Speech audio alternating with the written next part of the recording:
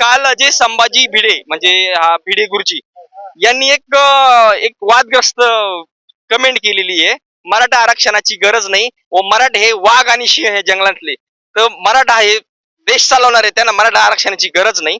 व हा एक कळीचा मुद्दा आहे. ते पत्रकारांनी नाही नाही ते बोलले असे, भिडे गुरुजी बोलले की हा कळीचा मुद्दा आहे आरक्षण म्हणजे तिने एका आठ दगडात दोन पक्षी मारले. म्हणजे जरांगे पाटलांना इनडायरेक्ट तिने थोडं खोचक ही प्रतिक्रिया आहे त्यांच्या. व मराठा समाजाला आरक्षणाची गरज नाही, मराठा हा एक वाघ आणि सिंह आहे, त्याला काय गरज नाहीये, त्यांनी देश चालवायचा. काय वाटते या त्यांच्या प्रतिक्रियेकडे आपण कसं बघ? वाघ आणि सिंह ते मराठी आहेच, पण माझं म्हणणं आहे वाघ सिंहाला सुद्धा भूक असते. भुकेपोटी त्याला पैसा लागतो, अन्न लागतं, आणि ते कमावण्यासाठी नोकरदार होण्यासाठी शिक्षणासाठी सवलती लागतात, आरक्षण लागतं, तरच आमचे लेकरं कामाला लागतील, आमची लेकरं मोठे होतील, तिथे आम्हाला मोलमजुरी सुद्धा करावं